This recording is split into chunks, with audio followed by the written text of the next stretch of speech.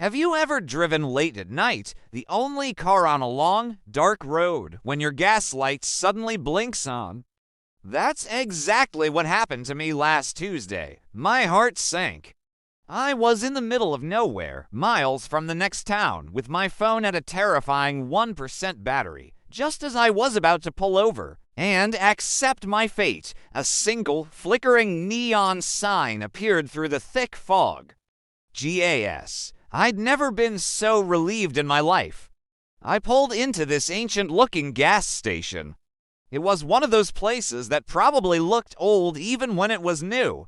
Only one pump was lit, casting long, eerie shadows across the cracked asphalt. An old, stooped man shuffled out of the convenience store. He had a strange, fixed smile on his face, but his eyes were completely blank, like to dark pools of water. "Fillin' up," he rasped, his voice sounding like gravel grinding together. I nodded, trying to force a friendly smile. "Just regular, please." While he fumbled with the nozzle, I decided to run inside to grab a coffee. The bell above the door didn't jingle, it made a dull, thudding sound. The inside was even stranger. The shelves were stocked, but with brands I'd never seen before.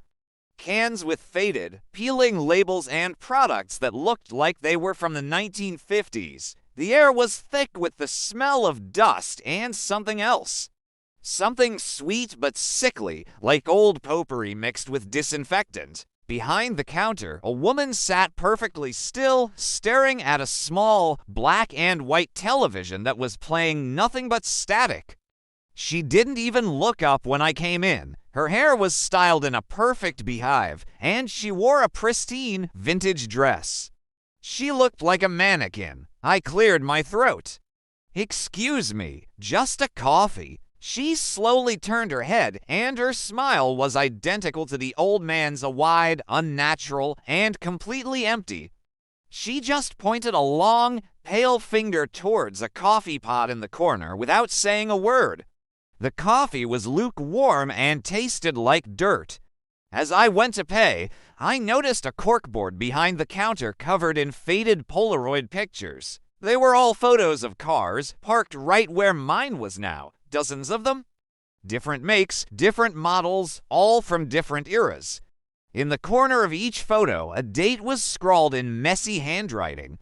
I leaned in closer, my curiosity getting the better of me. The most recent date was from over a year ago. A cold dread started to creep up my spine. Why were there so many pictures of cars, and why did they all look abandoned? I quickly paid the woman, who took my cash without a word, her eyes never leaving the static on the TV screen. I hurried back outside. The old man was finishing up. "That'll be 20, he said, that same creepy smile plastered on his face. I handed him the money, eager to leave. As I got back into my car, he leaned down to my window. "You be careful out there," he whispered, his voice dropping low. "Lots of folks get lost on these roads. They just disappear." He then tapped the hood of my car twice, a gesture that felt more like a warning than a friendly goodbye. I peeled out of that gas station faster than I've ever driven in my life. I didn't dare look in my rearview mirror until the station's flickering light was completely gone. When I finally reached the next town, I pulled over, my hands shaking uncontrollably.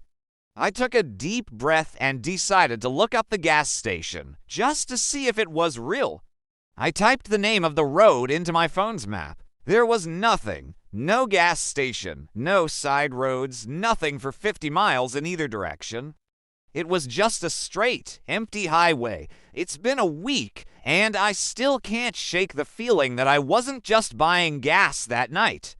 Every time I close my eyes, I see their blank stares, their fixed smiles, and that wall of faded Polaroids. I can't help but wonder, if I had stayed any longer, would a picture of my car have been the next one tacked to that board? So, if you're ever driving late at night and see a single flickering light in the distance, maybe it's better to just keep on driving. I've driven thousands of miles across the country, seen my fair share of weird things on desolate highways, but nothing, and I mean nothing, compares to what happened at that gas station off Route 78. It was one of those nights where the rain ain't just falling. It's trying to drown the world. My gas light had been on for what felt like an eternity, and my GPS was completely dead. When I saw the dim, flickering sign for Gus's Gas and Go, I almost cried with relief. Pulling in, the place felt wrong. It was unnervingly silent, besides the constant drumming of rain on my car roof.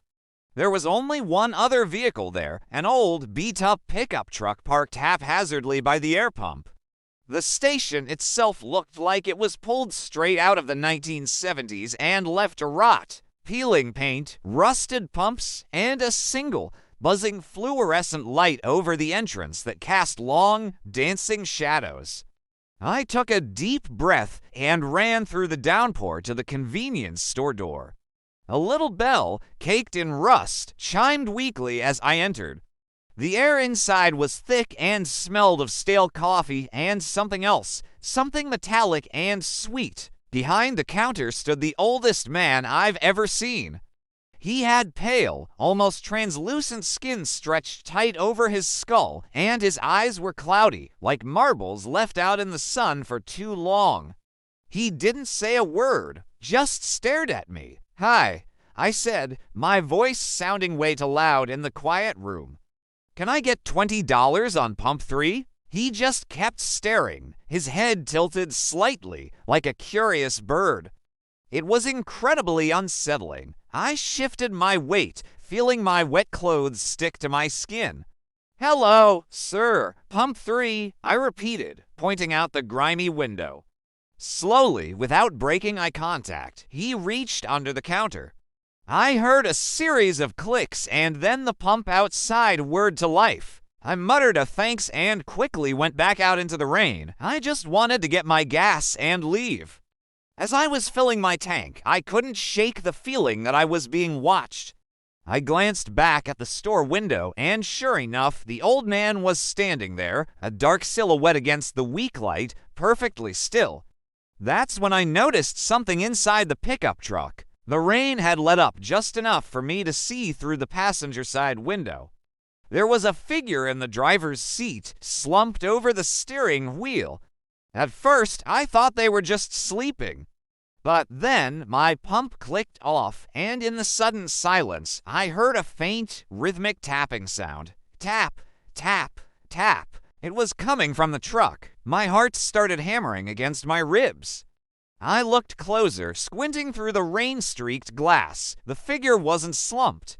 Their head was resting on the steering wheel, but their hand was tapping against the window. It wasn't a frantic tap for help.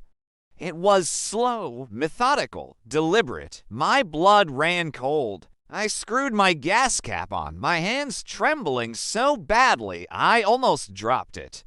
I didn't even bother going back inside for my change. I just jumped into my car, locked the doors, and fumbled with the keys. As my engine roared to life, my headlights cut through the darkness, fully illuminating the inside of that pickup truck for a split second. The person in the driver's seat wasn't slumped over. They were tied to the steering wheel, and the person tapping on the window wasn't the driver. It was someone in the back seat. A dark figure, leaning forward, and as my headlights hit them, they slowly lifted their head. I couldn't make out a face, just a pale oval in the darkness. But I saw them smile, a wide, unnatural smile that stretched afar. I slammed my foot on the accelerator. My tire screeched on the wet asphalt as I peeled out of that gas station, not daring to look in my rearview mirror. I drove for what must have been an hour, my heart pounding in my ears, before I saw the welcoming, bright lights of a modern, well-lit chain gas station. I didn't need gas, but I pulled in anyway, just to be around other people, to be somewhere that felt safe. I never found Gus's Gas and Go on any map, and I never took that stretch of Route 78 again. Sometimes, when it rains late at night, I can still hear it. That slow, rhythmic tapping, and I see that terrible, wide smile in the darkness. Have you ever driven late at night? I mean really late, when the world feels deserted and the only thing keeping you company is the hum of your engine? I was on one of those drives, crossing through a stretch of desolate highway. My gas light had been on for what felt like an eternity, and my heart leapt when I finally saw the faint glow of a gas station sign ahead. Pulling in, the place felt off. It was one of those old, single pump stations. The lights flickered, casting long, dancing shadows. An old man with a deeply wrinkled face and vacant eyes came out of the small convenience store. He didn't say a word, just took the nozzle and started pumping the gas. I decided to go inside to grab a coffee. The air inside was stale and thick, like it hadn't been disturbed in years. Shelves were lined with dusty cans and faded snacks. Behind the counter, there was a small, old-fashioned television playing a black and white film, but with no sound. As I paid for my coffee, I glanced at the screen. It showed a grainy image of a car at a gas pump, a car that looked exactly like mine. My blood ran cold. I looked closer. On the screen, a figure was slowly emerging from the darkness behind my car. I turned to the old man at the counter, my hand trembling. He just stared at me. Then slowly, a small, chilling smile spread across his face. I didn't even wait for my change. I bolted out the door, jumped into my car, and slammed the gas pedal to the floor. I didn't dare look in the rearview mirror. I just drove, faster than I ever had before, leaving that flickering sign and the silent, smiling man far behind in the darkness. To this day, I can't explain what happened. Was it a prank? A hallucination from being so tired? Or was it something else? All I know is I never drive on that highway at night anymore. Some things are better left in the dark.